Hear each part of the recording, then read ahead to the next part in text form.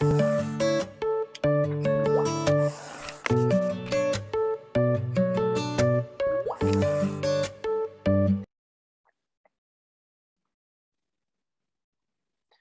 baik. Assalamualaikum warahmatullahi wabarakatuh. Waalaikumsalam warahmatullahi wabarakatuh. Burung malam terbang rendah, burung elang terbang tinggi. Karena salam dan jawab meriah, izinkan saya ulang kembali. Assalamualaikum warahmatullahi wabarakatuh. Waalaikumsalam warahmatullahi wabarakatuh. Selamat malam, Om Swastiastu, Namo Buddhaya, dan salam kebajikan. Sarapan pagi dengan ketan, setelah itu ikut pembukaan agen. Dengan senang hati saya ucapkan selamat datang kepada para peserta Inspiring Generation Program 2.0. Pada agenda pembukaan yang dirangkaikan dengan Studium General dengan tema Indeks Pengembangan Pemuda. Sudah hadir bersama kita yang terhormat Sekretaris Deputi Bidang Pemberdayaan Pemuda Kementerian Pemuda dan Olahraga, Bapak Esa Sukma Wijaya, SPMSI, Founder Global Youth Indonesia, Randu Inzani, beserta co-founder Yirayanti, dan rekan-rekan Global Youth Indonesia semua.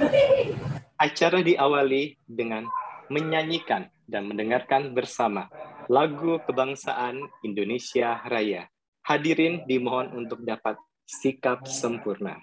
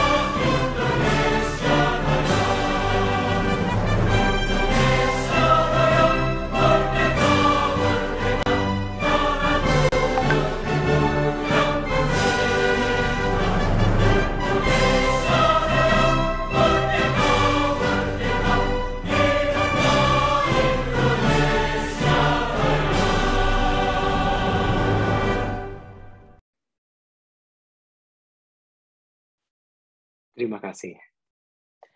Agama mengajarkan kepatuhan, ilmu pengetahuan mengajarkan kebijaksanaan. Baiklah, mari kita bersama mengucap basmalah dan untuk yang beragama lain menyesuaikan.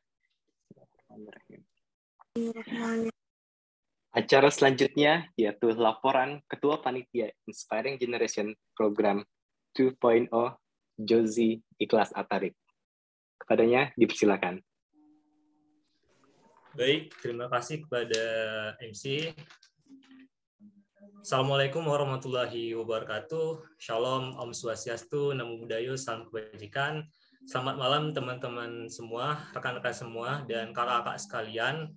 Selamat datang dan selamat bergabung di Agen Program Batch 2 yang diadakan oleh Global Youth Indonesia dan berkolaborasi bersama Kemenpora, dalam hal ini Deputi Bidang Pemberdayaan Pemuda.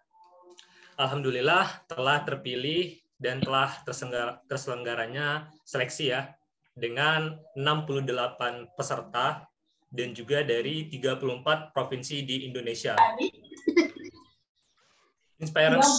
Inspiring Generation Program ini adalah sebuah program yang mendukung IPP ya, IPP Indeks Pembangunan Pemuda, yang mana merupakan usulan dari Kemenpora itu sendiri begitu. Dan harapannya teman-teman semua di sini dapat aktif ya, dapat berperan aktif dan juga dapat menerapkan insight-insight yang didapatkan dari acara kita pada malam hari ini. Sebelumnya izin Pak Esah menyinggung sedikit mengenai IPP dan juga ini kita telah menyelenggarakan IGN Program batch pertama ya di tahun 2020 dengan durasi yang 3 bulan ya. Sedangkan kita pada batch kedua ini durasinya selama 1 bulan dengan 10 kali pertemuan begitu.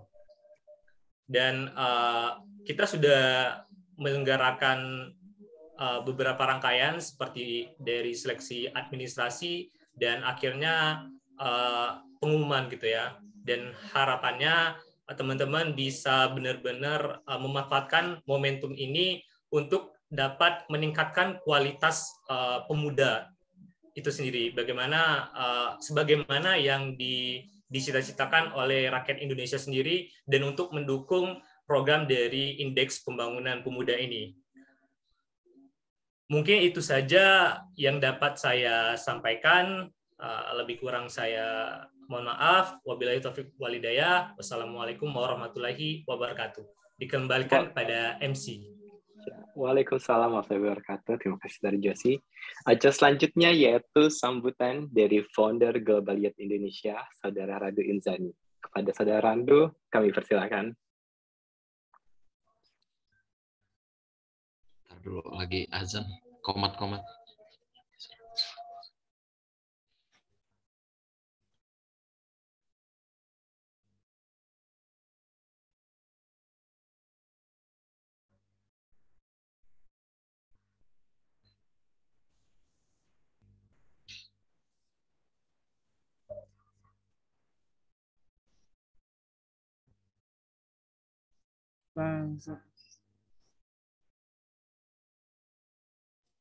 Oke, selesai. Sebelum memulai, teman-teman juga harus tahu ya, kalau misalnya kami sampaikan Global Youth Indonesia, teman-teman bisa ikuti salam muda menginspirasi, begitu ya. Bukan salam dari Binja ya, salam muda menginspirasi. Jadi, assalamualaikum warahmatullahi wabarakatuh. Waalaikumsalam. Assalamualaikum warahmatullahi wabarakatuh. Salam sejahtera bagi kita semua. Om Swastiastu, Namo Buddhaya, salam kebajikan. Global Youth Indonesia, salam muda menginspirasi. Jadi terima kasih atas kesempatan yang sangat berbahagia. Pada malam hari ini saya sangat patut bangga luar biasa sekali, terutama Pak Ses Deputi satu bidang pemberdayaan pemuda yang luar biasa sekali selaku Dewan Penasihat Global Youth Indonesia, yang sudah berusaha memberikan waktu sepenuh hati gitu ya untuk hadir di malam hari ini.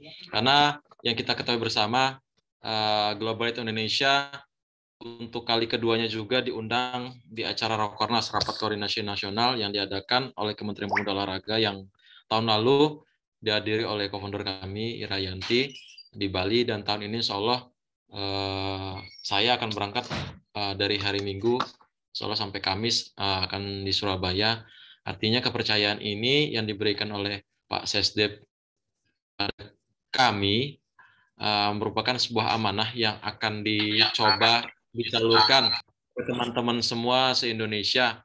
Alhamdulillah Pak Ses hadir 68 Pak. Dari tahun lalu kita hadir, yang dipilih itu hanya 50 dan tahun ini insya Allah ada 68.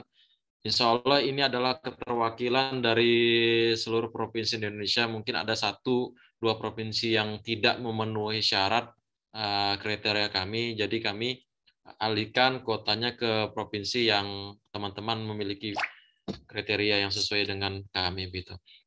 Jadi atas kepercayaan Kemenpora yang insya Allah kami akan hadir. Sekedar informasi, IPP ini merupakan agenda tujuan utama yang kita ketahui kan selama ini adalah indeks pembangunan manusia. Ternyata negara-negara di luar Indonesia telah menginisiasi IPM lebih dahulu. Dan sekedar informasi, Pak Esa ini adalah leadernya lah, istilahnya beliau ini yang menginisiasi di Indonesia begitu. Jadi luar biasa sekali dedikasi beliau untuk bisa menghadirkan IPP ini sebagai Indeks Pembangunan Pemuda. Jadi sudah berapa peraturan yang hadir, dimulai dari Undang-Undang Nomor 40 Tahun 2009, Peraturan Presiden Nomor 60 Tahun 2017, Peraturan Presiden Nomor 1 Tahun 2019, hingga Peraturan Permenpora Nomor 1 Tahun 2018, dan turunan-turun di bawahnya berkolaborasi dengan beberapa kementerian, Bappenas, Kemendagri, kementerian-kementerian lainnya. Jadi tahun ini insya Allah kami hadir bersama 13 komunitas organisasi. Mohon maaf, ya 13 yang kalau tidak salah tahun lalu hanya 5 ya, Mbak Ira ya. 5 ya, tahun ini insya Allah ada 13 yang hadir di Surabaya untuk mensukseskan kegiatan Rakornas ini. Artinya kita di sana bukan hanya sekedar hadir, tapi kita memberikan masukan dan saran. Dan bentuk saran dan masukan itu bisa kami tampung dari teman-teman 68 orang ini, dan teman-teman juga nanti suatu saat akan menjadi leader-leader selanjutnya di Kemenpora pun GII. Jadi sekedar informasi teman-teman dari IGEN Angkatan Pertama atau Inspiration Generation Program ini, berapa orang menjadi pengurus di Global Indonesia. Sekedar informasi, kami juga menyelenggarakan kegiatan offline yang telah diselenggarakan sekitar di akhir Desember lalu, yaitu Indonesia Youth Leader Conference.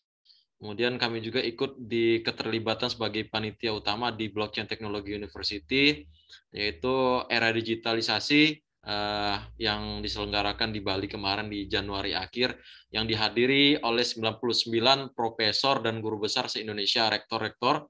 Jadi kita ikut hadir sebagai panitia utama untuk jalannya kegiatan. Kemudian insya Allah kalau memang tidak ada halangan, insya Allah ada lanjutan Indonesia Leader Conference selanjutnya, kalau memang bisa nanti di Bali di bulan Juni atau Juli nanti. Kemudian selanjutnya saya harap teman-teman semua yang hadir di sini, yang paling penting adalah pertemanan ya, silaturahim atau konektivitas. Saya sangat mengapresiasi kegiatan di tahun ini karena kami memperluas jangkauan, bukan hanya mahasiswa. Tahun lalu kami, sekedar informasi, hanya sekedar hanya lingkup mahasiswa, tapi tahun ini kita perluas dengan rentang usia 15 sampai 30 tahun. Tujuannya adalah ada konektivitas kolaborasi antar beberapa segmen pemuda begitu, dari tingkat SMA Pak izin sampai dengan mungkin yang sudah bekerja sebagai PNS atau pengusaha atau pengangguran banyak acara begitu kan, atau teman-teman yang ya apa namanya jadi masih mahasiswa. Jadi ini kolaborasi yang apik untuk ditindaklanjuti lebih lanjut. Jadi silaturahim ini insya Allah menjadi ladang ibadah dan pertemanan kita lebih lanjut. Oke, mungkin hanya itu yang bisa kami sampaikan. Tetap semangat. Salam muda menginspirasi. Terima kasih. Wassalamualaikum warahmatullahi wabarakatuh. Waalaikumsalam warahmatullahi wabarakatuh. Terima kasih kepada Saudara Rando atas sambutannya. Acara selanjutnya yaitu adalah acara utama, yaitu penyampaian dari keynote speaker dengan tema Indeks Pembangunan Pemuda yang akan disampaikan oleh Bapak Esa Sukma Wijaya. Generasi Muda Harapan Indonesia Jaya. Bersama GII, mari kita persaudaraan. Kepada Bapak Esa Sukma Wijaya, mohon berkenan memberikan arahan. Baik, terima kasih Mas Iqbal. Bismillahirrahmanirrahim. Assalamualaikum warahmatullahi wabarakatuh. Dan salam yang sangat sejahtera untuk kita sekalian. Salam pemuda maju. Kalau saya nyampaikan salam pemuda, ya teman sekalian, adik sekalian, saya nyebutnya bukan teman-teman, adik-adik ya, anak-anak saya. Kalau saya bilang salam pemuda, jawab maju. Kan? Tapi tidak boleh salam pemuda mundur maju, nggak boleh. Salam pemuda maju, gitu kan. Kalaupun mau dibuka audionya, silakan. Kalau video sebaiknya dibuka terus. Videonya dibuka terus. Nah, tadi kan saya juga sebagian besar saya membuka supaya jelas suaranya, termasuk Mas Jamardi Sinaga dari Kota Tarakan, Kalimantan Utara ya. Dengar nanti suaranya. Baik. Ya, salam pemuda. Maju. Belum kompak. Sekali lagi. Salam pemuda. Maju. Baik, baik, silakan ditutup kembali. Ya, kembali. Karena kalau dibuka kan ketahuan namanya itu Mas Ahmad ya. Mas Ahmad dari mana Mas Ahmad?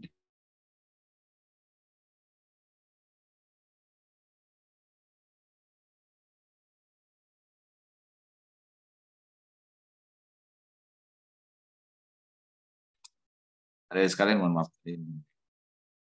Dan sekalian saya hormati, saya banggakan. Hari ini saya memang cukup hektik ya, cukup sibuk. Jadi banyak sekali yang harus saya kerjakan. Tadi makan siang juga jam 5:30 saya baru makan siang.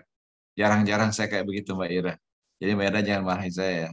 Ya kalau makan tepat waktu, tapi tadi habis sholat Jumat, di masjid ada yang mengajak diskusi dengan saya, begitu sampai tadi ke ruangan juga diskusi lagi, 1:30 sudah memimpin rapat tadi dengan lintas kementerian lembaga, persiapan rakor Surabaya, gitu. Dan itu banyak tamu datang tamu berkali-kali, dan sampai tadi saya diingatkan oleh Mas Randu ya, lewat chat WA, ternyata nggak mempan juga karena tidak sempat buka HP gitu. Akhirnya Mbak Ira dengan keberanian ala Lampung luar biasa yang harusnya begitu, kalau nggak nanti kan saya lupa gitu kan.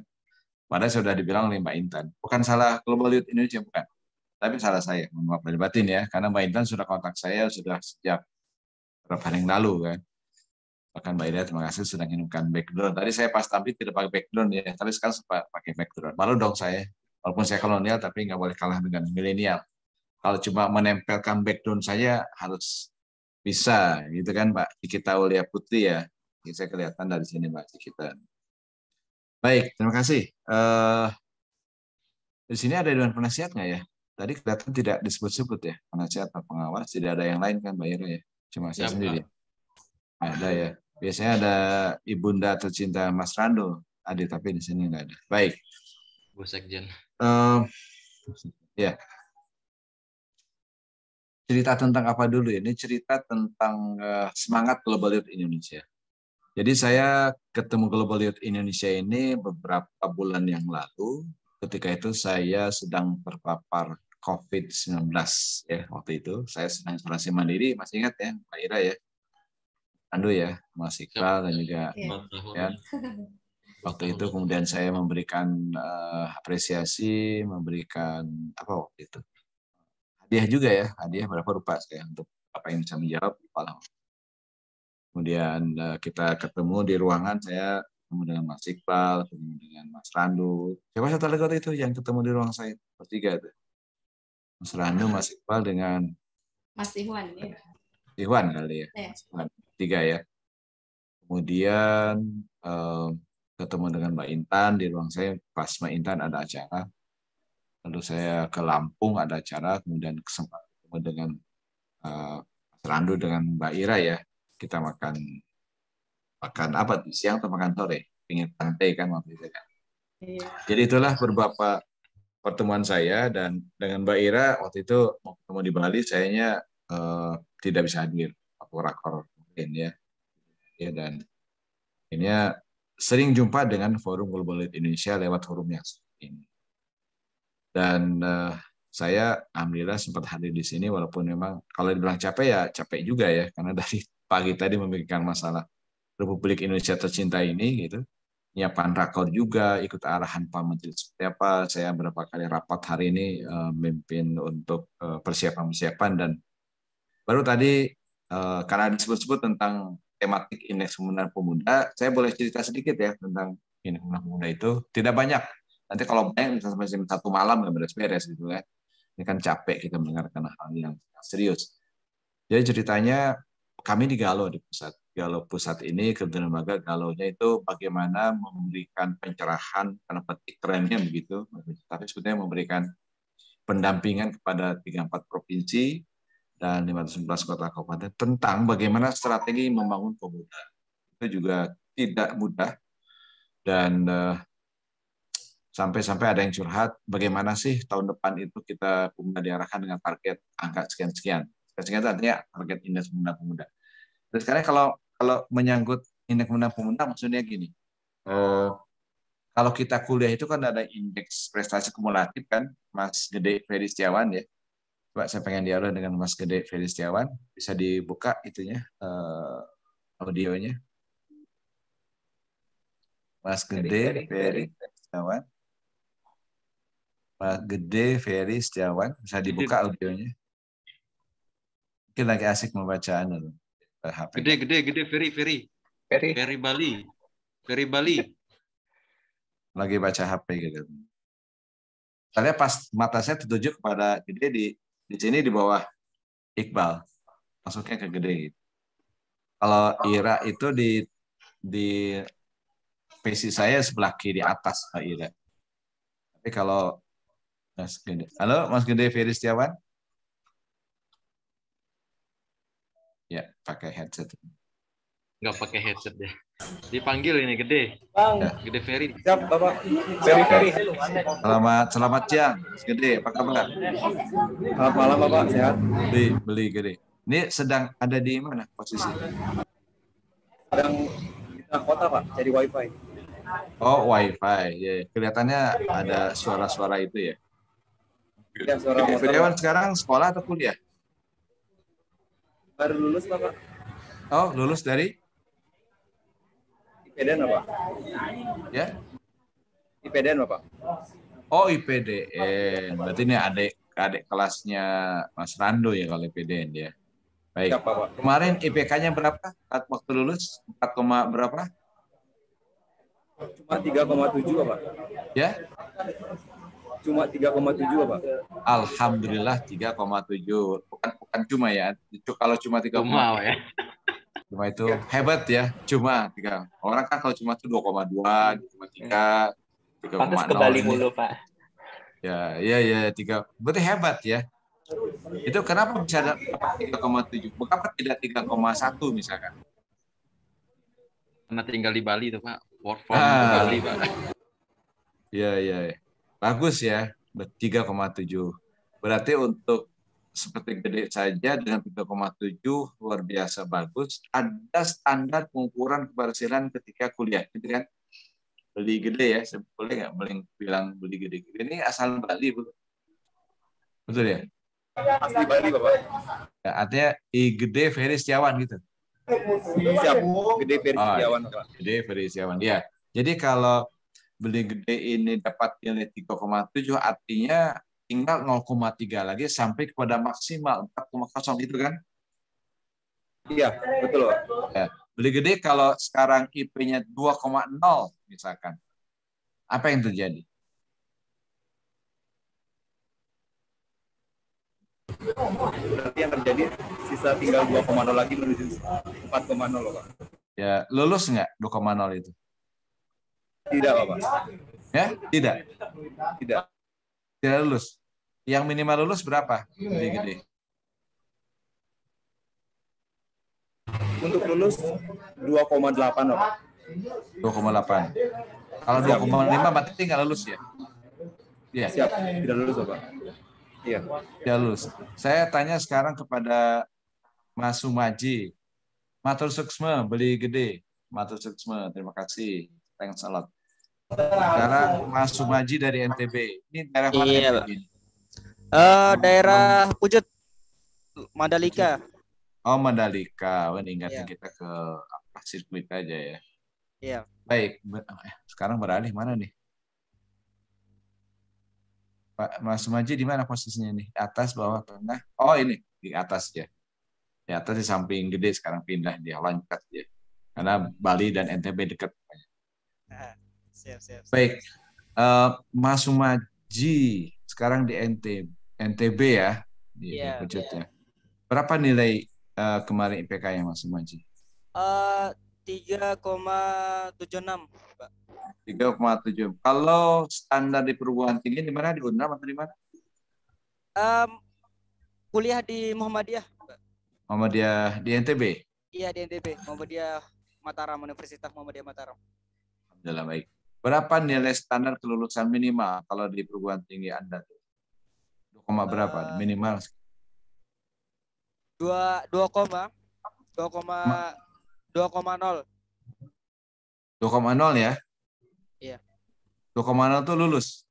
Iya, lulus. Kalau 1,9 tidak lulus. Tidak. Kalau 2,0 lulusnya mati pas-pasan ya? Iya, lulus pas-pasan. Iya, betul. Jadi per hari ini nilai kinerja pemuda Indonesia, Mbak Ira tahu per hari ini berapa? 2021 kemarin? Tidak sampai 5 ya Pak ya? Atau 5 sekian? Tidak sampai 5 ya? Jadi nilainya 51, sekarang Pak, ya? itu 50, 52. Oh, sampai. sekian. 5. 50, Turun, sekian. Dari standar 0 sampai 100. Artinya sama dengan nilai 2,0 sekian. Lulusnya lulus pas-pasan gitu ya. Lulus pas-pasan. Kan? Nah, kan 0 sampai 4 tuh. Kalau 2 kan pas-pasan katanya. Tapi yang lebih menyedihkan kalau misalkan standarnya itu untuk nilai matematik misalkan dari 0 sampai 100, itu biasanya 90 nilainya A gitu ya, Mbak Ira ya. 10 A, 80 itu sudah mulai cenderung ke B, 70 B juga lah, B kurus. 60, 50 mulai C. Kalau 50 apa 50 ya? D atau C, saya nggak tahu. Oke. Begitu. Nah, itulah gerangan per hari ini kinerja pemuda di Indonesia dengan data yang terukur tadi. Jadi, walaupun lulus pas-pasan ya, seperti yang Mas Sumaji katakan. Nah, itu problematika Indonesia sekarang. Per hari ini, kita masih kalah jauh dengan negara lain. Kalau dia tadi ukuran keberhasilan membangun kepemudaan. Gitu kan. Oleh karena itu, saya pada malam ini merasa bangga, tersanjung, pemuda Indonesia tetap konsisten, gitu ya. Dan nanti welcome to the jungle again, di dalam Rakornas Pemuda di Surabaya. Mudah-mudahan saya hadir. Doakan saya 1, 2, 3 hari ini sehat, sehingga dan kurang juga sehat, sehingga saya bisa berangkat ke Surabaya, bergabung dengan teman-teman dari komunitas pemuda yang lain. Sekarang kalau salah 20 komunitas yang diundang, dengan suasana suka duka nanti di Surabaya, dan semoga Pak Menteri berkenan hadir, karena di kemarin di waktu di Maeda atau ya di Bali kan tidak sempat hadir beliau, tapi per hari ini beliau mengatakan kehadiran, dan mudah-mudahan kehadiran Pak Menteri, aromanya, auranya, dan sebagainya, aroma dan auranya, itu berbeda dengan ketika di Bali, ada semangat kita yang membangun Indonesia lebih baik lagi, bersinergi kolaborasi, sehingga global Indonesia yang sekarang ini ada 77 tampak kelihatan 77 ini akan mendapatkan inspirasi sepulang Mas Randu ya, presiden kalian ini, ketua kalian ini dapat diskusi dan memberikan beritanya, informasi kepada adik-adik sekalian. Apakah nanti teman-teman global Indonesia akan ikut itu lewat online? Insya Allah bisa ikut paling tidak lewat YouTube. Nanti akan kita buat line YouTube-nya untuk kemudian nanti bisa dinikmati diskusi yang terjadi dan bagaimana gerangan Indonesia akan dibangun ke depan dari sisi pemerintah pusat, provinsi, kota kabupaten, swasta, lembaga, dan seterusnya. Karena demikian sebutan dari saya, ini saya tidak memberikan membuka secara resmi ya, Mas Randu ya, Mas Iqbal ya, tidak kan? Secara resmi, Pak. Oh, membuka secara resmi. Baik, dengan membuka Bismillahirrahmanirrahim, maka kegiatan Inspiring Generation Program Batch 2 ini yang diadakan oleh Global Indonesia dibuka secara resmi oleh ya. Baik, silakan, karena setelah saya buka dilanjutkan dengan acara berikutnya, dan beberapa menit lagi mungkin saya harus sholat saya dulu karena harus kembali ketemu istri dan anak tercinta. Istri saya telah ngobrol akrab dengan Mbak Ira di Lampung. Kemarin juga dengan Mas Randu, ya itulah istri saya tercinta. The only one in the world. Baik, terima kasih. Mohon maaf. Assalamualaikum warahmatullahi wabarakatuh. Waalaikumsalam warahmatullahi wabarakatuh. Waalaikumsalam warahmatullahi wabarakatuh. Melati indah putihmu wangi, harumnya menyebar seantero negeri. Atas arahan Pak Esa yang telah diberi, kami ucapkan terima kasih. Baik, selanjutnya yaitu kita foto bersama dulu. Ini mau Pak Esa masih dengan kita. Izin Pak Esa kita foto bersama dulu untuk yang pada para petugas. Bisa yang tadi sudah touch up gitu ya, udah tadi pakai penampilan terbaiknya disiapkan ya. Buka dulu kameranya kan, berikan senyum-senyum terbaik gitu ya, kami persilahkan dari Dewi Anissa ya, bisa screenshotnya. Silahkan Dewi Anissa bisa di-handle untuk foto bersamanya. Baik, Bang Iqbal, terima kasih banyak atas waktunya. Mungkin teman-teman semua bisa di open cam ya, untuk dimulai dokumentasinya. Saya mulai dari slide pertama terlebih dahulu. Saya hitung mundur. 3, 2, 1.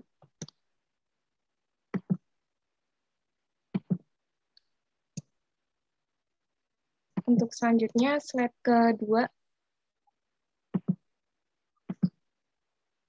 3, 2, 1.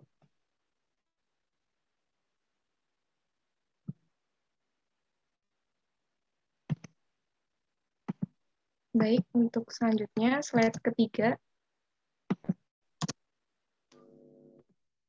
Ada yang belum open cam, bisa di open cam. Khairun Nisa, Muhammad Harta, Dalmasius, Prana Citra, Indriani, Nur Hidayati, silahkan. Untuk yang belum on cam, ditunggu.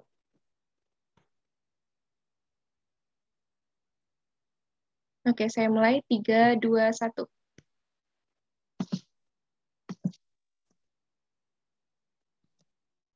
Oke, untuk yang selanjutnya, slide terakhir. Oh, udah sampai slide ketiga aja. Terima kasih Bang Iqbal, saya kembalikan lagi. Oke, baik. Terima kasih. Terima kasih dari Pak Esa juga, teman-teman sudah open cam. Selanjutnya ini mungkin kita penyampaian teknis dulu ya, sebelum ada cuap-cuap sedikit kepada Josie, mungkin bisa disiapkan petunjuk-petunjuk teknisnya yang akan kita laksanakan selama lebih dari sebulan untuk program iGen.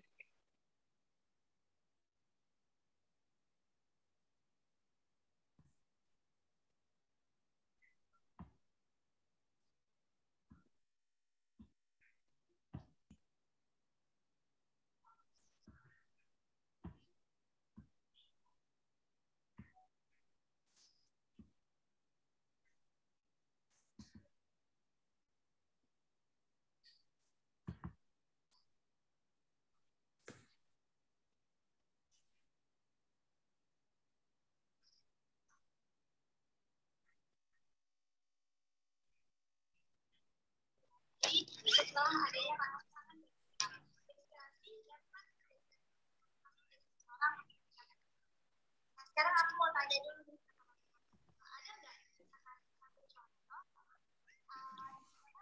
Share screen-nya apa sudah kelihatan? Dek, matiin, Dek. Oke, sebentar ya.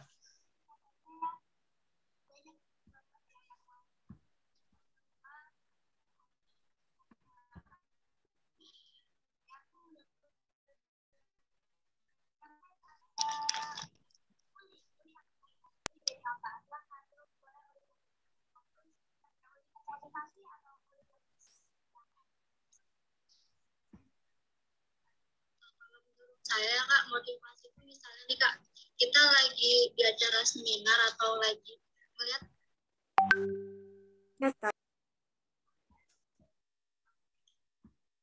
Oh, oke. Mungkin boleh langsung dari Kak Joshua aja ya, yang selaku acaranya kira. Mungkin boleh. Ya, oke, Joji. Terima kasih. Selamat malam Pak Esa, selamat malam teman-teman semua, dan juga selamat malam kakak dari Global Indonesia. Perkenalkan saya Joshua Syawal-Munte di sini sebagai teknis dan juga acara, dan akan menjelaskan sedikit terkait teknis acara kita selama 1 bulan ke depan. Tapi sebelumnya saya mau mengucapkan selamat datang buat teman-teman, selamat bergabung. Teman-teman adalah orang-orang yang terpilih dari sekian ratus teman-teman yang mendaftar, dan kita yakin teman-teman di sini adalah salah satu dari sekian banyak pemuda yang bisa dikader dan juga bisa kita bimbing nantinya untuk menjadi penggerak di desa-desa masing-masing atau di daerah masing-masingnya. Nah, untuk Inspiring Generation Program ini merupakan program dari Global Indonesia dan kolaborasinya dengan Kementerian Pemuda dan Olahraga Republik Indonesia. Dan ini adalah yang kedua kali. Tahun 2020 kita sudah menyelenggarakan dengan sekitar 50 peserta. Dan di tahun ini kita coba naikkan lagi, di mana setiap provinsi teman-teman ada 2 hingga 3 delegasi. Nah, ini secara singkat terkait manfaat dari IGEN ya. Oh ya, baik. Ini ada pesan dari Kak Ira. Silakan Kak Ira. Oke, jadi mungkin kita akan mau menampilkan dulu materi dari Pak Esa. Mungkin nanti Kak Joshua bisa agak di akhir ya Kak untuk teknisnya. Oke.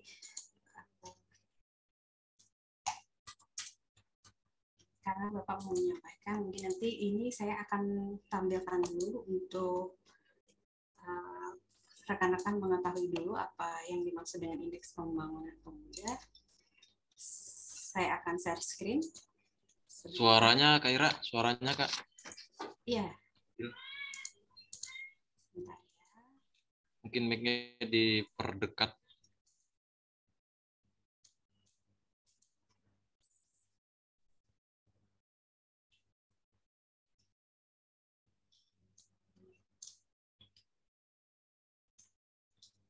Maaf, ini belum bisa terbuka ya video dari saya. Joshua bisa bantu share video yang tadi dikirimkan? Oh ya, boleh Mbak. Saya coba. Ya, oke. Sebentar, dan paparan materi setelah itu. Oh ya, baik.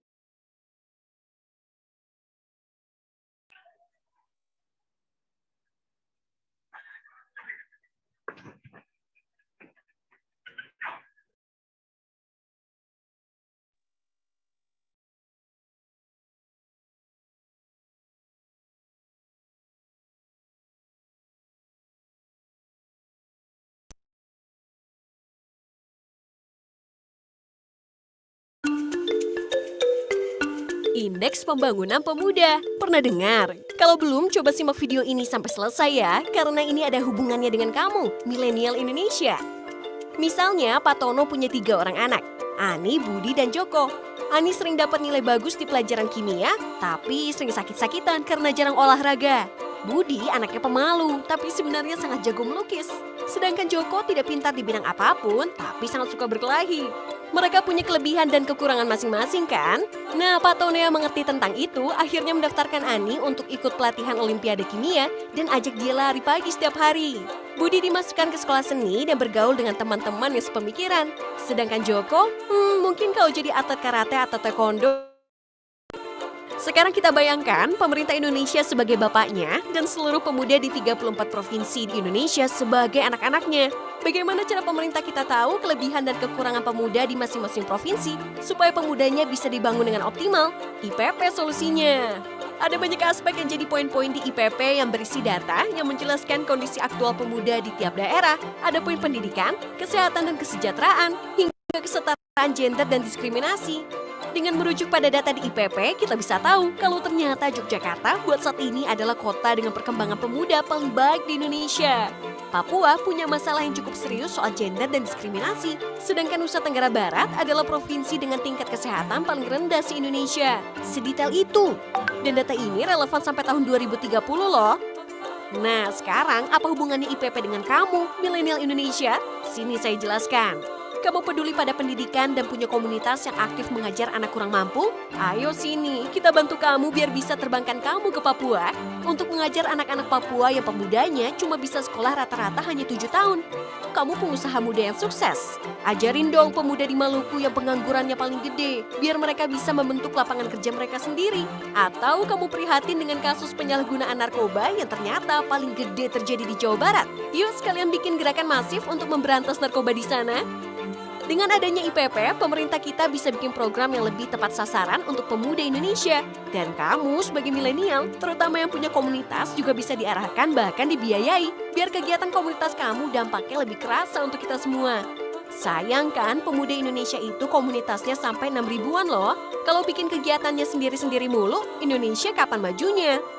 Ayo dong milenial Indonesia, udah nggak zamannya cuma nunggu solusi dari pemerintah. Kita juga mesti bergerak untuk membangun negeri ini bersama. Kalau bukan kita, siapa lagi? Kalau nggak mulai sekarang, kapan lagi?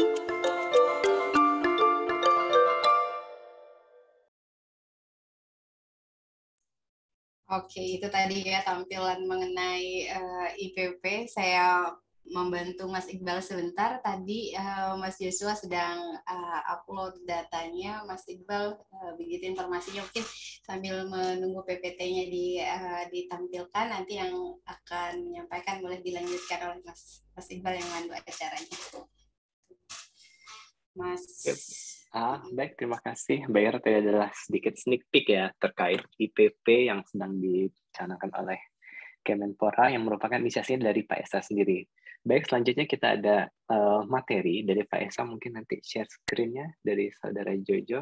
Oke, silakan kami ke Pak Esa untuk dapat memberikan pencerahan dan arahan kepada kami. Baik, terima kasih. Bismillahirrahmanirrahim. Assalamualaikum warahmatullahi wabarakatuh. Sekalian, setelah tadi mendengarkan video, ya, apa yang ada di dalam benak adik-adik? Apa yang ada dalam benak ada sekalian ketika mendengarkan video tadi? Maksudnya masih video itu gitu ya. Boleh saya dapat masukan pencerahan dari Bella Cahyani? Mbak Bella, dari mana asal Mbak Bella? Halo Pak, saya dari Denpasar, Bali Pak. Oh, balik lagi. Ini Bali rupanya langganan. Tadi sudah ada beli siapa tadi, sekarang juga. Ya, silakan. Apa komentarnya?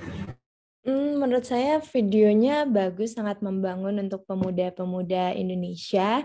Memang benar juga banyak pemuda Indonesia yang sebenarnya punya komunitas, tapi memang belum diperluas gitu Pak. Jadi biasanya komunitas yang dibentuk oleh teman-teman saya di sekitar saya itu memang masih cakupannya masih di sekitaran Denpasar aja atau di sekitaran Bali aja. Dan menurut saya program ini bagus banget untuk memotivasi teman-teman yang terutama punya komunitas untuk memperluas lagi jaringan komunitas dan memperluas lagi pengaruh dari komunitas itu sendiri untuk memberikan kontribusi juga kepada Indonesia, seperti itu sih Pak. Jadi bagus. Terima kasih Pak. Oke, terima kasih dengan gaya khasnya Bali, poin dan sebagainya gitu. Baik, saya hanya menyampaikan beberapa slide di slide ini. Jadi kembali pada tayangan. Nah, kita sudah disajikan video antara program pemerintah dengan indikator ya. Jadi IPP itu bukan program, IPP itu adalah indikator alat ukur, gitu, alat ukur saja. Jadi apapun program kegiatannya, kalau sudah diukur, kita harus paham bahwa di sini letak kekurangan kelebihan kita. Kita tahu makanan yang berkualitas, tahu makanan yang bergizi misalkan. Tapi ketika diukur suhu tubuh kita 37,7 kita Mbak Bella ya, 37,7. So there's something wrong with our body. Jadi kalau diukur suhunya 37,7 berarti apapun makanan kita, bagaimanapun kita berolahraga dan sebagainya, ternyata pada saat itu ternyata suhu tubuh kita naik tidak normal. Itu saja. Begitu diketahui 37,7 itu tidak normal, kita langsung introspeksi diri. Oh, kenapa ya? Kenapa demam? Ternyata ada batuk kering. Oh, setelah dicek di swab ternyata karena COVID Omicron misalkan. Ini anak ukur saja. Kegiatannya ada di pusat provinsi kota kabupaten. Baik, sebentar. Langsung saja slide-nya bergerak. Saya akan pilih kepada slide terus ke bawah lagi, ke bawah lagi, ke bawah lagi, terus ke bawah lagi. Ini kan bahasanya pemerintah banget gitu ya. Terus ke bawah lagi. Jangan pilih aja yang satu guys. Nah ini, baik. Ini rapor, ya enggak? Rapor itu ya rapor gitu, rapor, ya, report. Bagaimana kondisi kepemudaan di 34 provinsi? Karena sekarang hadir dari 34 provinsi ya, Mas Iqbal nih di sini. 34 atau 32, 31 yang sekarang hadir. Oh, nggak sampai 34 karena beberapa provinsi yang tidak sesuai dari persyaratan Pak gitu. Dan juga ada yang tidak hadir mungkin juga gitu Pak. Jadi ya, kita lihat sekarang Mas Jamardi Sinaga dari Kalimantan Utara, jangan dari terus. Tadi Bali NTB. Sekarang lanjut ke atas Kalimantan Utara. Mas Jamardi Sinaga, coba dilihat di sini di mana gerangan Kalimantan Utara. Iya, Pak. Nomor berapa? Ya. 24, Pak. Nomor 24. Ya, 24 ya. Coba dilihat 24 itu digeser ke kanan, mana yang merah atau merah muda atau apa gitu. Di ini, mana? Pak. Yang Ya, itu apa itu? Yang 22,71 nilai tentang apa itu? APKPT ya? Iya, Pak. Nah, jadi kalau yang merah itu warning. Kalau merah tua makin warning lagi. Apalagi sampai hitam itu nggak bagus. Merah tua maksudnya. Baik, terima kasih diperbesar. Kita lihat ternyata Kalimantan Utara itu bermasalahnya, tanda petik ya, yang harus dibenahi adalah terkait APKPT. APK itu angka pendidikan kasar perguruan tinggi, gitu. Angkanya 22,71. Artinya ini kalau dibandingkan secara nasional di Kalimantan Utara itu pemudanya usia 16-30 tahun masih bermasalah karena masih banyak yang belum kuliah. Bahasa simpelnya begitu ya. Ini kan angka sertifikasi pendidikan tinggi, perguruan tinggi gitu ya. Jadi yang masih kuliahnya masih sedikit dibandingkan yang lain. Tapi Kalimantan Utara itu mendapatkan nilai yang berwarna biru itu untuk yang APK sekolah menengah ya, Mas Sinaga ya, gitu tuh. Coba ditunjukkan. 99, itu lumayan bagus. Jadi para pemuda di Kalimantan Utara itu sudah bisa sekolah dan secara nasional di atas rata-rata nasional. Karena biru. Kalau yang merah itu lebih jelek dibanding rata-rata nasional. Kalau yang biru ini di atas rata-rata. Jadi hebat lah gitu ya. Kemudian geser ke kanan Kalimantan Utara, apalagi yang relatif saya ini agak merah, agak tua ini. Oke, coba. Bukan. Yang mana dia coba digeser. Kemudian korban kejahatan ya. Ada agak warning juga, walaupun merah tidak tua-tua banget. Gitu. Kemudian ada lagi terkait dengan Kalimantan Utara, apa ini dia. Pemuda yang ikut kegiatan sosial kemasyarakatan ternyata di Kalimantan Utara itu masih agak jarang. Nah, dibanding rata-rata nasional. Itu ya, Mas Jamani Sinaga ya. Jadi ya, intinya, setiap provinsi ini dengan indeks pemenang pemuda sudah ditentukan di mana gerangan pada tahun tertentu, misalkan kan 2020 nih, yang harus menjadi prioritas pembangunan kepemudaan-nya. 15 indikator, karena IPP per hari ini ada 15 indikator terkait rata lama sekolah pemuda, angka sekolah menengah, APK perguruan tinggi, angka kesakitan pemuda, ya, artinya makin banyak yang sakit berarti kan makin nggak bagus, ya. Makin sedikit sakit kan makin bagus. Lalu presentasi pemuda korban kejahatan. Kalau yang karena korban kejahatan makin banyak, makin jelek ya. Tapi kalau yang korban kejahatan makin sedikit, berarti makin bagus. Karena di sana berarti suasananya sangat kondusif di provinsi itu. Lalu presentasi remaja perempuan sedang hamil, ini juga diukur. Pemuda berusaha kerah putih, jadi berusaha. Lalu TPT pemuda, tingkat pengurangan terbuka pemuda. Nanti indikator yang berikutnya. Lalu indikator berikutnya adalah pemuda yang ikut kegiatan masyarakatan, ini biasanya tingkat desa. Lalu pemuda yang ikut aktif organisasi, termasuk seperti ada sekarang kalau dicacah oleh tim dari BPS dan ditanya apakah Anda ikut apa kalau boleh Indonesia, dicanteng bahwa Anda ikut dan bagus. Ya. Tapi kalau tidak seperti itu, maka datanya akan berbunyi sebaliknya. Pemuda tidak aktif misalkan di daerah itu. Angka perkawinan usia anak, ini juga diukur nih. Artinya makin banyak makin nggak bagus kan. Masa anak-anak sudah menikah gitu kan. Apalagi menikahnya memang menikah yang nggak pantas. Gitu. Kemudian presentasi pemuda perempuan yang menempuh pendidikan tinggi. Lalu terakhir presentasi pemuda perempuan yang bekerja di sektor formal. Jadi 15 indikator inilah yang menjadi alat ukur keberhasilan pembangunan kepemudaan di provinsi tertentu. Dan rata-rata dari provinsi ini itu adalah angka secara nasional. Di mana rata-rata nasional paling bawah itu? Misalkan paling kiri rata-rata lama sekolah pemuda. Ya, rata-rata itu ada di bagian kiri bawah 10, berapa itu 78 ya. Ini 10,78 tahun. Ini maksudnya adalah para pemuda Indonesia rata-ratanya belum sampai SMA kelas 2, SMK kelas 2. Karena kalau 10,78 tahun artinya 10 tahun itu kan kalau kita sekolah SD kan 6 tahun ya. Ditambah dengan 3 tahun SMP atau sanawiyah gitu ya. Maka itu jadi 9 tahun gitu kan. 6 tahun SD, 3 tahun SMP, kemudian ditambah dengan SMA, SMK setahun, tuh, maka nanti 10 tahun. Nah, ini 10,78. Jadi belum sampai kelas 2, itulah kondisi pendidikan pemuda Indonesia rata-rata. Kecuali yang ada di sini kan ini salah sudah lewat dari SMA ya, sudah S1, bahkan tadi kan siapa tadi yang lulusan IPDN, itu artinya sudah emang akan meraih S2. Jadi kalau S1 itu biasanya sudah lebih dari sekian belas tahun. Jadi itulah kondisi pemuda Indonesia dengan segala permasalahannya tergambar di dalam 15 indikator ini per provinsi. Nah, adik-adik sekalian, kita sedang berjuang agar beberapa tahun ke depan itu dapat dipetakan per kota kabupaten. Ini tantangannya gitu. Kota kabupaten itu kan 514 kota kabupaten tuh. Itu akan dipetakan lagi. Dan itu dipetakan kembali sampai ke tingkat desa dan kelurahan.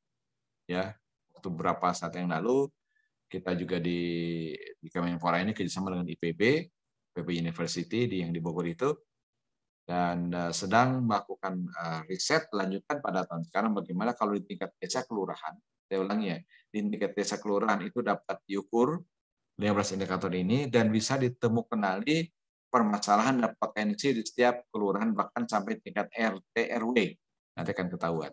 Karena dengan data seperti itu di tingkat RT RW dan tingkat desa kelurahan akan dapat ditemukan diidentifikasi permasalahan potensi pemuda dan seterusnya dihubungkan dengan kepentingan pembangunan di RT RW di desa kelurahan masing-masing. Tentu saja ketika pemberdayaan pemudanya gitu ya, itu menggunakan dana desa. Tidak harus dari Kemenpora karena anggaran Kemenpora sangat sedikit. Kita hanya kebijakan saja menerbitkan misalkan sentra pemberdayaan pemuda di desa kelurahan, sentra pemuda desa kelurahan, saya ulangi, kebijakan dari Kemenpora dan dilakukan oleh seluruh desa kelurahan di Indonesia dengan pakai anggaran-anggaran dari kelurahan, kecamatan, di desa dan baik, sekira itu dari saya, sekilas info tentang Indeks Pembangunan Pemuda. Jadi intinya adalah, seperti di video tadi ditayangkan, mari kita membangun Indonesia bukan hanya dari kacamata pemerintah. Pemerintah menerbitkan kebijakan saja, baik pusat maupun daerah, terutama kami di Kemenpora. Di antara kebijakan itu adalah bagaimana indikator alat ukurnya. Ya. Sedangkan program kegiatan itu merupakan hasil kesepakatan antara baik pemerintah pusat, provinsi, kota, dan kabupaten dengan komunitas pemuda yang tadi dengan tayangan yang lugas diharapkan supaya pemuda juga komunitas pemuda itu punya kegiatan yang seperti ini saya hadiri. Saya sangat mengapresiasi satu aktivitas, kemudian anggarannya saya cari sendiri ya, kemudian menghimpun, buat Zoom, mengundang narasumber seperti saya ini dan seterusnya ini kita berharap yang seperti ini harus ada puluhan ribu lagi di Indonesia. Ini kan baru tadi ada 6.000-an kan, kita berharap ada puluhan ribu sehingga bisa masuk ke setiap desa kelurahan, ada katakanlah pendampingan desa kelurahan oleh komunitas pemuda, dan dengan cara begini pemerintah akan membantu. Sampai kapan akan bisa tuntas pemudaan kalau memang pemudanya tidak dilibatkan, tidak bergerak dan tidak punya inisiatif. Kalau semata-mata anggaran pemerintah tidak akan. Pemuda punya gerakan sendiri, punya senyum sendiri, punya pantun sendiri, tadi Mas Iqbal bilang kan, dan punya satu visi sendiri. Itulah dari pemuda untuk yang akan kita dorong ke depan, dan itu salah satu yang baru tadi saya buatkan poin-poinnya kepada Pak Menteri.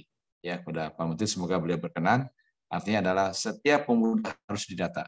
Setiap pemuda harus didata, pemuda baik yang punya potensi maupun bermasalah, sehingga ada adegium, ada branding dari pemuda untuk pemuda. Saya ulangi ya, dari pemuda untuk pemuda. Biarkan pemuda punya kreativitas, berinisiatif, gitu ya. Kemudian biarkan pemuda itu mendorong pada pemuda yang lainnya. Karena masih banyak pemuda yang bermasalah di bumi kita ini. Buat apa jadi kelapa kalau tidak ada rasa santannya? Buat apa jadi pemuda kalau tidak ada manfaat? Terima kasih, mohon maaf. Selamat malam. Assalamualaikum warahmatullahi wabarakatuh. Waalaikumsalam warahmatullahi wabarakatuh. Mawar merah, mawar putih, selalu indah di pagi hari. Kepada Bapak Esa diucapkan terima kasih, memberikan materi yang sangat berarti. Mohon izin Pak Esa, mungkin ada sedikit tanya jawab, mungkin bisa kita sampaikan kepada rekan-rekan delegasi ini, Pak. Ya, beli ikan di Jatiasi cukup sekian dan terima kasih. Kalau pernah tanya jawab, dipersilakan. Oke, ya silakan. Ya, dari ujung sana yang lagi kesempatan Mumpung ada Pak Esa, kebetulan beliau merupakan foundernya, kami persilahkan. Mungkin dari kita panggil satu-satu ya, mungkin dari Yulida Silva, ada pertanyaan? Baik, selamat malam untuk kita semua. Selamat malam, Pak Esa. Ya, selamat malam. Perkenalkan nama saya Yulida Silva dari Nusa Tenggara Timur. Jadi dilihat dari materi PPT yang dipresentasikan oleh Bapak itu, NTT juga masuk dalam salah satu yang angka untuk perkawinan dininya itu sangat, menurut saya sangat tinggi, dan faktanya memang seperti itu.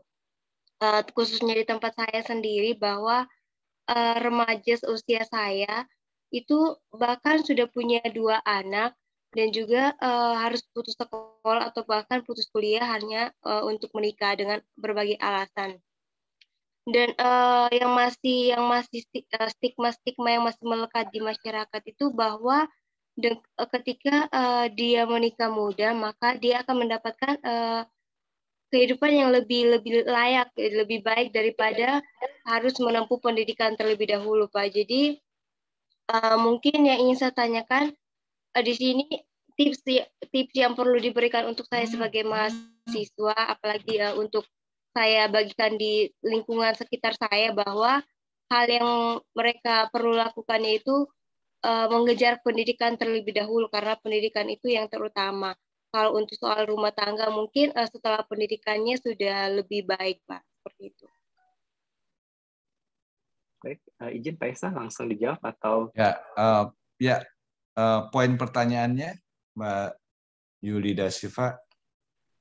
Jadi saya itu meminta Bapak memberikan tips-tips kepada saya seorang mahasiswa untuk memberikan pengertian kepada mereka bahwa pendidikan itu jauh lebih penting ketimbang mereka harus menikah terlebih dahulu. Kalau misalkan mahasiswa berbicara tanpa ada disangkut pautkan dengan orang-orang yang punya yang lebih ahlinya, terkadang mereka menganggap kita bahwa kami itu hanya memberikan hal-hal yang tidak berguna, dan mereka terkadang tidak mau mendengarkan juga seperti itu.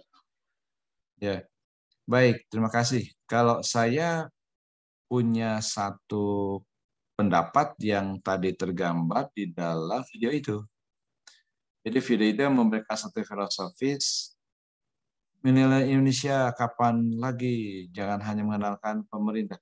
Pemerintah yang penting ini mewakili kaum yang katanya punya pendidikan, punya pengaruh dan sebagainya. Itu juga benar, setuju.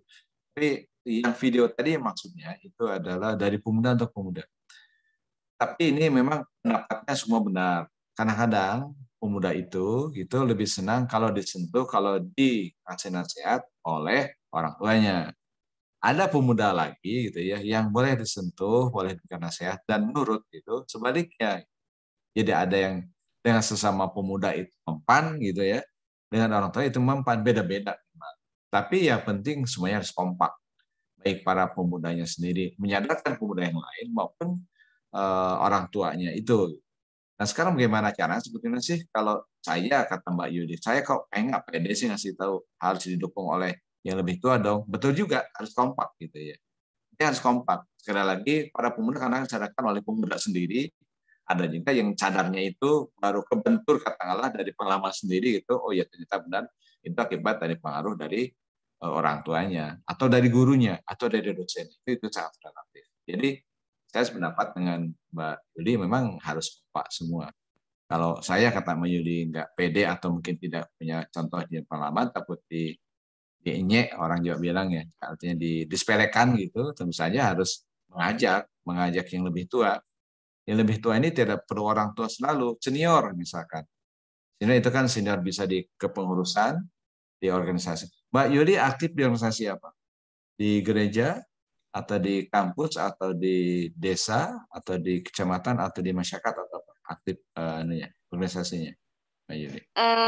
Kalau di kampus aktif ikut organisasi keagamaan, terus baru-baru lagi terhubung di satu komunitas untuk anak, tapi belum ada kegiatan karena COVID ini. Ya, artinya kegiatan itu tidak harus tertunda karena COVID. Tapi COVID mengajarkan kepada kita yang seperti ini kan kegiatan tanpa ketemu langsung ya. Bisa pakai Zoom juga, bisa online, bisa jalur video call, itu kan proses pendidikan yang bisa langsung. Jadi lanjutkan Mbak Yuli da Silva, keinginan Anda untuk melihat problematika di NTT, saya memberikan apresiasi karena Mbak Yuli ini bertanya langsung kepada poinnya bahwa di NTT ternyata masalah tadi muncul. Coba kita buka, saya penasaran juga ini. Saya kan nggak hafal semua data itu. Boleh tayangkan kembali Mas Iqbal yang tadi? Jo? Mana dia? NTT ya. Problematikanya kan yang di merah-merah itu kan. Di situ fokusnya. Jadi Mbak Yuli, ini boleh disampaikan kepada diaspora di provinsinya. Kalau dekat dengan mungkin ada saudara, tetangga yang kerja di diaspora. Karena kadang diaspora itu juga pejabatnya ganti-ganti Mbak Yuli kan. Jadi kadang mereka nggak tahu. Sampaikan aja ini. Bilang aja ini, nah ini betul. Mbak Yuli kan menjual nama saya, karena saya kan orang tua ya, sudah ubanan lagi gitu, kepada diaspora gitu. Ini data loh. Jadi sambungkan dengan, kalau nggak percaya, cek dengan data BPS kita. Ini kan dari BPS semua. Saya tidak bohong nih. Oke, NTT nomor berapa? 19 ya? Iya. 19 itu ternyata yang merahnya di mana? Dalam skala pemuda, angka kesakitan pemuda, mana lagi nih? Remaja perempuan sedang hamil, juga ini warning nih, artinya masih perempuan sudah pada hamil gitu kan, mungkin menikah usia muda tadi boleh jadi kan, dan juga mungkin hamil karena di luar pernikahan, ini hati-hati juga, lebih bahaya lagi. Kemudian berikut, ya betul, jadi Mbak Yuli memang sudah menangkap dengan baik dan ini fakta. Jadi ini tidak bohong, lain dan juga data survei kok BPS. Masa BPS bohong? Kalau BPS bohong itu bisa bubar BPS itu kan. Ini kan milik pemerintah dan dia berpegang pada inisiatif untuk metodologi masalah statistik. Ini yang bertanya nih banyak kelihatannya, ada Mas Sabila. Saya kira itu ya Mbak Yuli ya, mohon maaf ya. Saya itu dulu saya, karena saya baru sadar ternyata yang angkat tangan nih banyak. Angkat tangan banyak. Masih berkenan Pak Esa? Boleh, mungkin satu lagi barangkali ya, karena saya sudah mulai malu faktor O ini. Sudah 8:30, karena saya harus juga belum sholat Isya dan harus kembali perjalanan sejam ke rumah saya dan harus istirahat malam ini. Baik, satu lagi barangkali. Silakan Salsabila Laili Putrisari. Ada berapa orang nih? Baik, siapa Mbak kasih banyak. Sabila, silakan. Dari mana Mbak? Dari Jawa Barat, Kabupaten Bogor, Kecamatan Cilengsi. Cilengsi, tetangga saya berarti. Iya Pak. Selamat malam selamat malam untuk Pak Esa.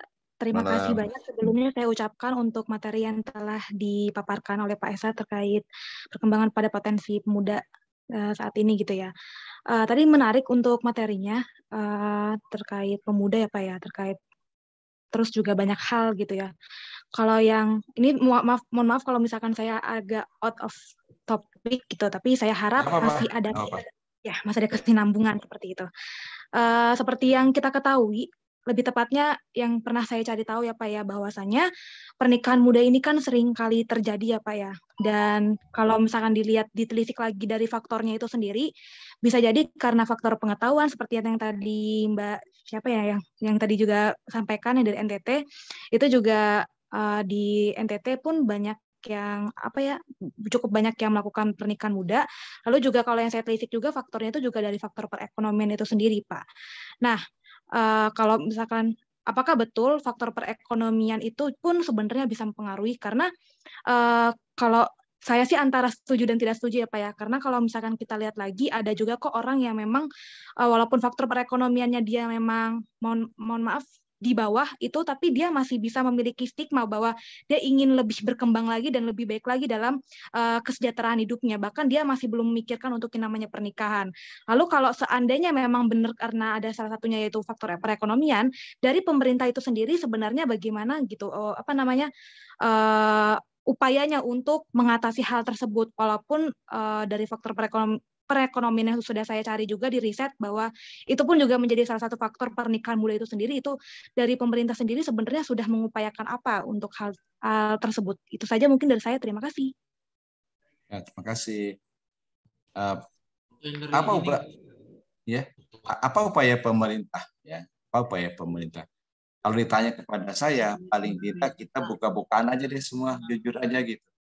Katakan sejujurnya itu kan, harus jujur. Artinya, mari kita buka sama-sama.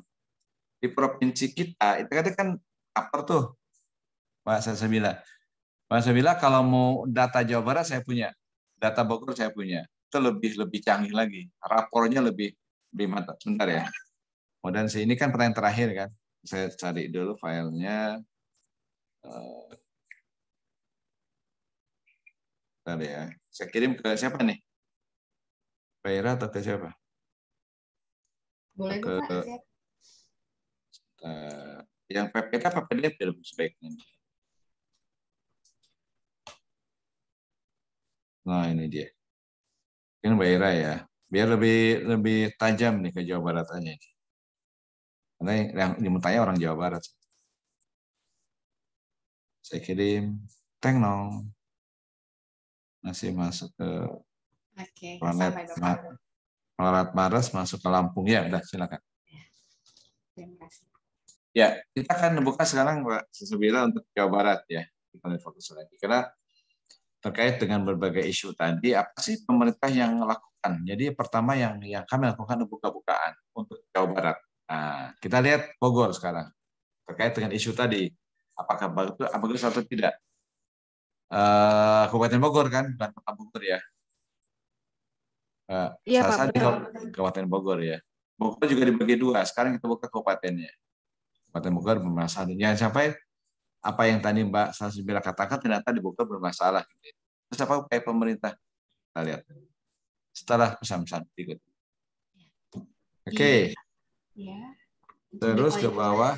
Ya, terus ke bawah, ke bawah, ke bawah. Bawah lagi, ke bawah lagi, ke bawah lagi. Ya. Terus ke bawah lagi, ke bawah lagi.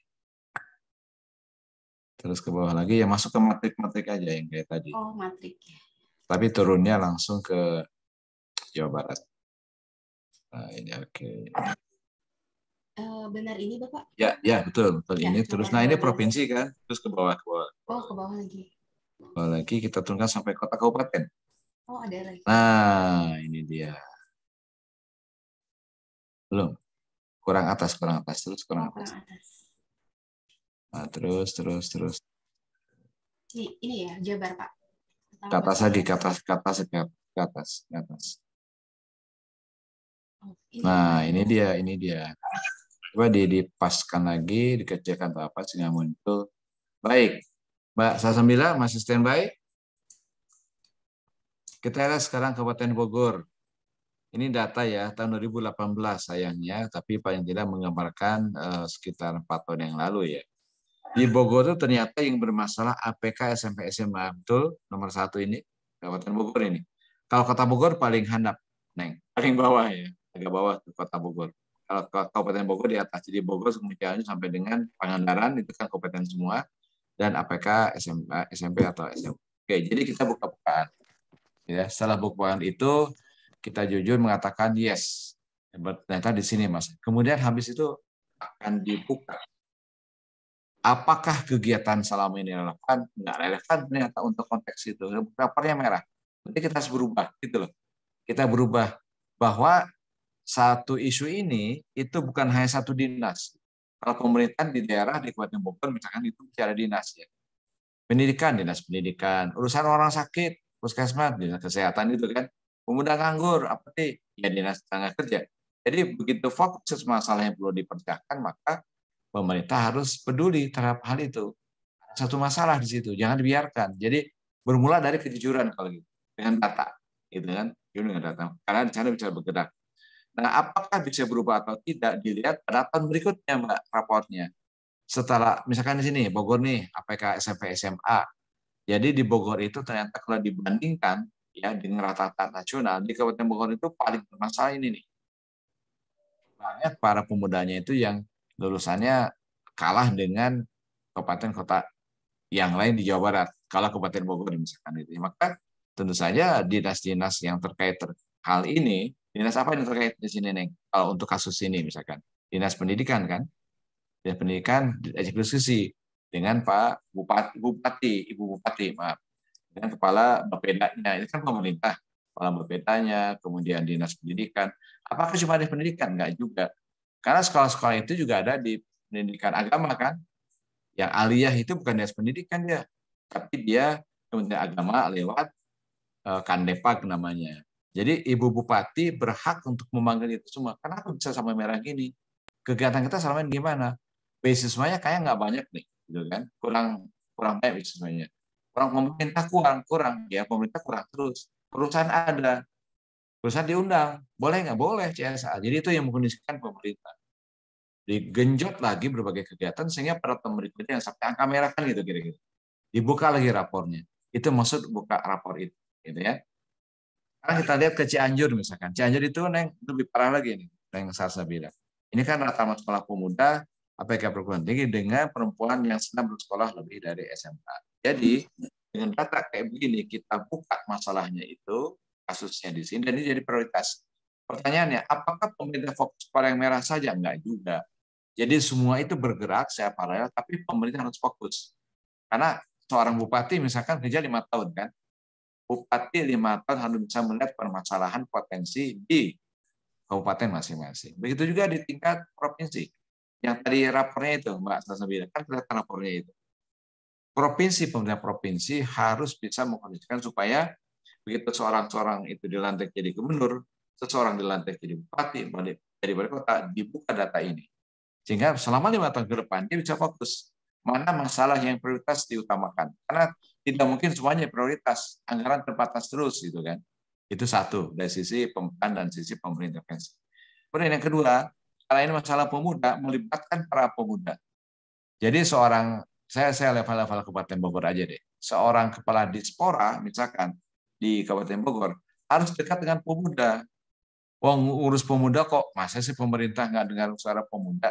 Saya Pak Esa tingkat kementerian ini maunya dengerin suara pemuda sekarang gitu ya. Apalagi tingkat dispora provinsi yang jumlah pemudanya lebih sedikit dibandingkan yang kami di pusat. Dispora provinsi kota kabupaten lebih sedikit lagi gitu kan. Seorang kepala desa lebih sedikit lagi. Kepala desa ngurus apa? Yang ngurus pemuda juga dong. Bukan hanya ngurus jalan-jalan cantik aja. Enak aja lo gitu misalkan gitu ya. Tapi ngurus pemuda-pemudi juga yang ada di desa itu. Di desa ada organisasi pemuda nggak ada. Namanya Karang Taruna, undang Karang Tarunanya. Jadi pemerintah ketika menangani pemuda harus mendengarkan kata pemuda seperti apa dengan data-data yang tadi. Untuk apa para pemuda? Pemuda juga diskusi, wahai para pemuda di desa X misalkan, ternyata di desa kita ini yang paling bermasalah itu masalah korban kejahatan misalkan. Maka fokus. Kalau tadi yang saya bilang kan menyampaikan isu perkawinan usia anak gitu ya, terkait kesejahteraan khususnya. Kalau memang itu jadi fokusnya, maka kepala desa yang ngundang alim ulama di situ, ngundang guru-guru di situ, ngundang dosen di situ, bantu kami.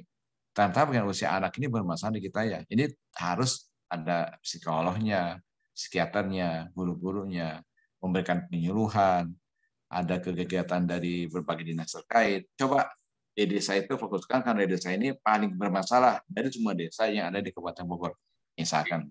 Dan dengan cara begini maka pemerintah akan terbantu karena mengewongke orang Jawa bilang, memberdayakan para pemuda sendiri karena pemuda pun berdaya terlibat. Dengan anggaran pemerintah, pemuda juga diajak misalkan dalam rangka mengidentifikasi pemuda yang bermasalah di desa. Itu sangat bisa. Tahun kemarin kami melakukan kajian dengan tim IPB dan ternyata bisa. Para pemuda di desa itu bisa dilatih untuk menjadi enumerator namanya. Enumerator, mencacah para pemuda setiap RT RW itu oleh pemuda itu sendiri. Jadi para pemuda diberdayakan untuk mencacah, mengetahui individu pemuda ya yang potensi dan bermasalah, dan pada saat yang sama pemuda pun diajak bagaimana cara mengatasi masalah. Itu pendekatan yang lain dari pemerintah untuk ke depan. Biasanya pemerintah maunya sendiri buat program kegiatan tanpa mendengarkan pemuda seperti apa dan bagaimana mereka punya inisiasi, dan dari berbagai level pemerintah harus mendengarkan. Level pusat, seperti GYI ini sudah masuk ke level pusat. Kenapa? Global Youth Indonesia ini namanya musuh Global Youth Indonesia ya, dan juga anggotanya dari berbagai provinsi itu kami harus aware. Tetapi kalau komunitas pemuda itu anggotanya baru lintas RT RW, itu udah tingkat kabupaten kali atau kelurahan. Kalau pemuda itu anggotanya antara kabupaten itu level provinsi. Tapi kalau pemuda sudah levelnya sudah kementerian negara, minimal sudah memiliki anggota kegiatan di lintas provinsi itu kewajiban kami pusat. Karena itu Mbak Neng Salsabila, Punten, kalau penjelasan saya barangkali kurang memuaskan. Barangkali itu ya, walaupun masih banyak bertanya, tapi karena saya harus menjaga kondisi saya juga harus istirahat.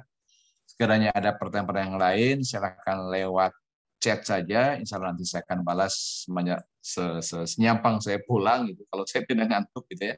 Tapi kalau saya ngantuk, mohon maaf lahir batin, mungkin jawabnya nggak perlu besok barangkali. Dan besok juga saya ada acara keluarga. Baik, terima kasih. Sekarang itu Mas Iqbal, mohon maaf. Karena ini yang bertanya masih ada Agnes, ada Hilman, ada Dalmas, ya ada juga Nelly Mufliha. Silakan nanti ke saya japri saja. Nomor HP saya ada di bawah ini. Kalau TV gitu kan. Iya, baik, Pak. Terima kasih. Salam hangat selalu untuk semuanya. Mohon maaf lahir batin. Salam semangat selalu ya. Salam pemuda. Maju. Salam pemuda. Ulangi ya. Salam pemuda maju. Oke, terima kasih. Mohon maaf sekali lagi. Assalamualaikum warahmatullahi wabarakatuh. Waalaikumsalam warahmatullahi wabarakatuh. Waalaikumsalam.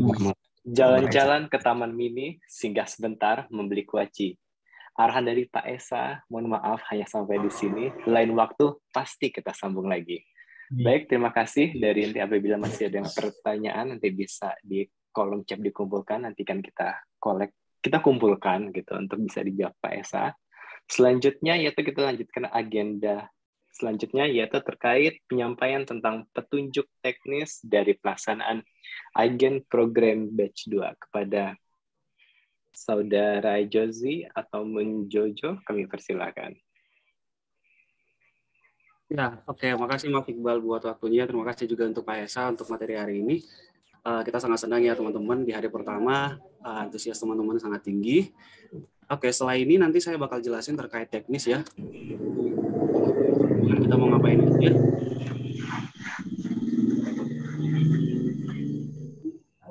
Saya izin dip dulu ya. Oh, enggak Pak. Pak Esa. Terima kasih banyak Bapak. Ya, assalamualaikum. Waalaikumsalam. Waalaikumsalam Pak. Sehat Pak. Semangat. Terima kasih Pak. Sama-sama. Izin live ya. Ya Pak, makasih Pak. Sama Mas Randu. Oke,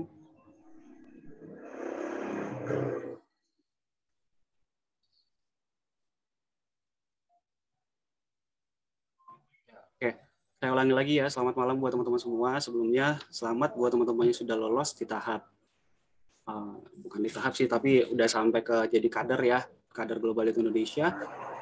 Sebelumnya saya menjelaskan terkait Inspiring Generation Program ini merupakan kegiatan pelatihan kepemudaan yang berkolaborasi dengan antara Global Elite Indonesia dan juga Kementerian Pemuda dan Olahraga Republik Indonesia. Dan ini yang kedua kali kita sudah melaksanakan di tahun 2020. Dan di sini teman-teman sudah terpilih menjadi bagian dari Inspiring Generation Program. Nah, untuk sedikit manfaat terkait kegiatan ini, jadi yang pertama nanti teman-teman pasti dapat terkait upgrading self competency. Jadi nanti kita bakal ada modul teman-teman.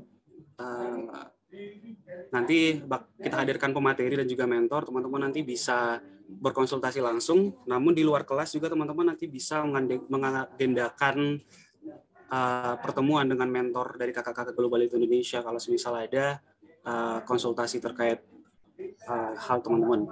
Dan juga teman-teman dapat networking. Di sini teman-teman pastinya hadir dari 34 provinsi di Indonesia ya. Dan teman-teman di sini nanti kita udah buat grup. Teman-teman nanti kalau mau silaturahmi atau mau kolaborasi komunikasi atau mau berkunjung ke sana kemari, nanti teman-teman bisa ajak teman-teman yang ada di kader kita. Dan juga nanti ada e-certificate. Jadi tapi nanti untuk e-certificate ini bakal ada ketentuan teman-teman. Kita akan bahas selanjutnya. Dan menjadi ambassador dari Global Indonesia. Dan ada juga ketentuannya yang penting teman-teman nanti bisa menyelesaikan kegiatan dari Inspiring Generation Program ini dengan baik dan juga sesuai dengan ketentuan yang kita berikan. Dan free mentorship session, nanti teman-teman bakal dikelompokkan menjadi beberapa grup. kemarin kan teman-teman sudah menulis motivasi juga ketertarikan, nanti teman-teman bisa konsultasi itu ke mentor dari Global Indonesia. Juga ada modul pembelajaran, kita bakal share nanti terkait materi-materi dari mentor. Juga ada awarding bagi peserta terbaik. Dan teman-teman nanti bakal otomatis tergabung dalam ikatan alumni. Kita sudah punya alumni 1, teman-teman ada alumni kedua.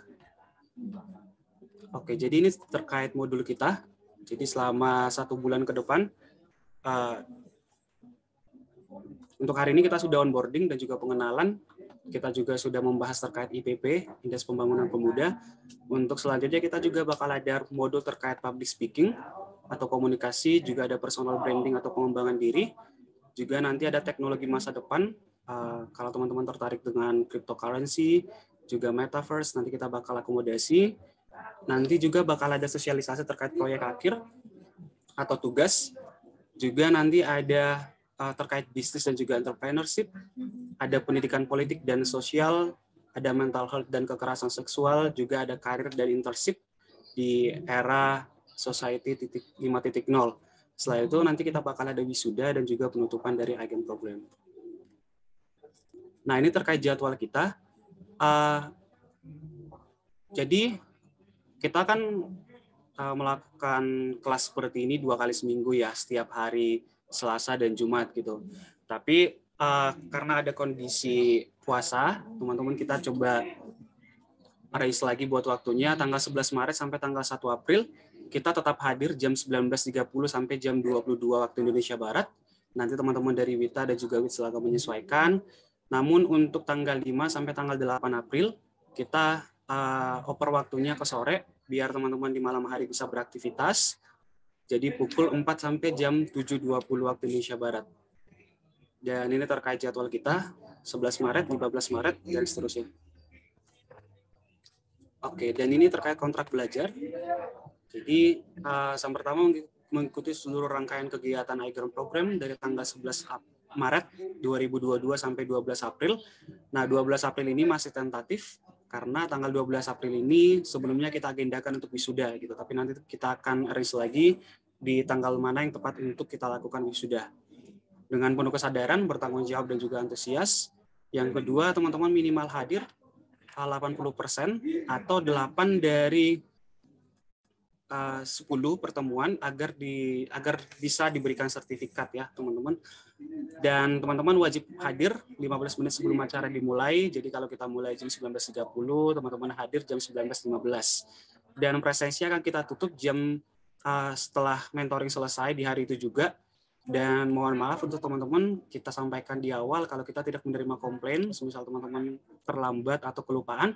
Kalau teman-teman kesulitan mengakses presensi, silakan nanti bisa private chat saya di Zoom setiap kelas, nanti saya bantu untuk checklistkan. Nah, teman-teman bisa mengerjakan setiap tugas individu atau kelompok dengan baik. Juga teman-teman menghormati setiap pendapat, keyakinan, serta keberagaman dari setiap peserta lainnya, baik itu dalam Q&A, dan tidak melakukan kegiatan lain di sesi seminar atau pelatihan berlangsung. Dan yang terakhir, teman-teman, setelah ini kita akan masuk dalam tugas pertama, yaitu teman-teman silakan membuat review materi hari ini di Instastory. Jangan lupa nanti untuk menandai akun globalitindonesia.id, mohon maaf, akun globaliot.id, dan juga deputi.1.kemenpora, dan juga nanti untuk inspiring.ijen. Oke, ini ketentuan wording kita. Jadi nanti kita bakal ada pertimbangan terkait wording. Yang pertama, teman-teman, adalah terkait kehadiran kelas dan juga mentoring. Nah, kehadiran kelas ini maksudnya setiap hari Selasa dan Jumat. Juga nanti kalau misal teman-teman ada mau ngangge konsultasi di luar jam kelas, itu namanya mentoring, teman-teman nanti tetap dihitung kehadiran ya. Juga nanti ada tugas dan juga review materi melalui Instastory, dan ketiga ada keaktifan kelas. Oke, demikian terkait teknis, teman-teman. Silakan jika ada pertanyaan atau konsultasi atau yang masih bingung, silakan bisa raise sekarang. Oke, yang ada pertanyaan, silakan langsung di open mic-nya. Oke. Ini ada Mas Dalmas mau tanya atau tadi? Oh, Dalmas. Apa kepencet nih? Oh iya. Nggak tahu nih. Oke, Dalmas. 3 pada saudara Dalmas. Panggilan pertama. Di kolom chat ada juga. Saudara Dalmas, panggilan kedua. Saudara Dalmas, panggilan ketiga. Baik, kita lanjut ke teman yang lainnya. Ada Ailsa Salsabila. Kalian silakan. Mohon izin sebelumnya, selamat malam. Assalamualaikum warahmatullahi wabarakatuh. Waalaikumsalam warahmatullahi wabarakatuh. Mohon izin memperkenalkan diri, saya Ailsa Salsabila Putri Fadilah dari Provinsi Lampung. Mohon izin bertanya, Kak. Tadi di slide kan untuk ketika bulan puasa itu dipindah dari malam ke sore hari. Cuman di situ tertulisnya mulai dari jam 16.20 sampai dengan mulai dari jam 16 sampai 17.20. Cuman tadi mungkin Kak Joshua nyebutnya jam 7. Itu yang benar jam 7 atau jam 17.20, Kak? Terus kemudian pertanyaan kedua, terkait tugas harian yang dimulai dari tugas pertama hari ini, itu tugas dalam bentuk reviewnya mungkin ada format atau ketentuannya atau bagaimana, Kak? Terima kasih. Oke. Oh ya, mohon maaf ya, tadi saya mungkin nggak sadar, salah bilang. Jadi jadwalnya tetap jam 4 sampai jam 17.20 ya, teman-teman ya. Terjadi di sore hari. Nah, untuk tugasnya nanti tugas review materinya, gimana Kak Dewi Anissa, ada format yang diberikan terkait template? Atau diberikan sekreatifnya untuk teman-teman? Oke, Kak Dewi Anissa. Oke, nanti setelah acara ini kita bakal kasih formatnya ya untuk Kak Alisa ya. Kita bakal kasih template nanti untuk teman-teman tinggal ngisi nanti di template-nya. Gitu Kak Alisa. Siap, terima kasih Kak. Oke, terima kasih Elsa. Ini ada lagi Saudara Dalmas, panggilan ketiga. Sepertinya Saudara Dalmas sedang tidak berada di tempat, mungkin kepencet itu. Kita selanjutnya ke Saudara Salahuddin. Panggilan pertama, silakan. Halo, selamat malam semua. Assalamualaikum warahmatullahi wabarakatuh. Tadi udah tersampaikan yang ingin saya tanyakan tentang format dan format untuk tugasnya, Kak. Oke, siap. Makasih Bang Salahuddin. Mungkin bisa lanjut Bang Iqbal ya. Oh, udah ya. Oke. Baik, ini Saudara Dalmas. Sepertinya sudah siap ya. Panggilan keempat. Silakan langsung. Oke. Halo, selamat malam. Selamat malam. Selamat malam. Saya Dalmas dari Nusa Tenggara Timur. Oh iya. Ini salah terkait waktu mulai ini, kami kalau ikut waktu Indonesia Barat terlalu larut malam di sini. Itu saja. Terima kasih. Oke, siap. Ya, oke. Terima kasih Bang Dalmas. Kira-kira dari Bang Randu ada yang mau disampaikan Bang terkait ini? Ini ya, karena mayoritasnya kita memang waktu nasionalnya itu banyak digunakan waktu Indonesia Barat dan panitia juga dari waktu Indonesia Barat. Kalau memang berkenan waktu Indonesia Tengah dan Timur menyesuaikan. Tapi kalau seandainya memang di akhir-akhir sudah mengantuk sekali, sudah lelah sekali, ya silakan tidur. Karena kita mempertimbangkan banyak hal ya, jadi kita jalan tengahnya waktu Indonesia Barat gitu. Karena berhubung ibu kota negara juga di Jakarta ya waktu Indonesia Barat itu ya. Pengertiannya ya teman-teman yang keberatan di daerah tengah atau timur, kalau yang penting datang di awal. Seandainya ya saya rasa apalagi teman-teman Dalmas ini matanya memang biasa begadang toh, ikuti saja lah ya, sesekali begadang di hari Selasa dan Jumat toh. Nanti kan setengah pertemuan 5 hari selanjutnya atau 4 hari selanjutnya kan kita di bulan Ramadan, jadi di akhir menuju buka puasa, jadi akan terang benderang mata ini kan. Dan ini juga kan 9 pertemuan lagi, insya Allah nggak memberatkan, apalagi sudah pernah kuliah toh, biasa begadang. Terima kasih. Oke, terima kasih Bang Dalmas. Dan juga kan kalau terkait jadwal ya, untuk jadwal efektif kita untuk terkait diskusi nanti kita bakal ada sekitar sampai jam 21.30. Jadi nanti selebihnya itu nanti bakal terkait sharing session kalau misal teman-teman ada yang mau disampaikan 30 menit terakhir. Jadi nanti untuk teman-teman yang dari waktu Indonesia Tengah sama Timur mungkin bisa menyesuaikan atau bisa keluar lebih cepat 30 menit ya.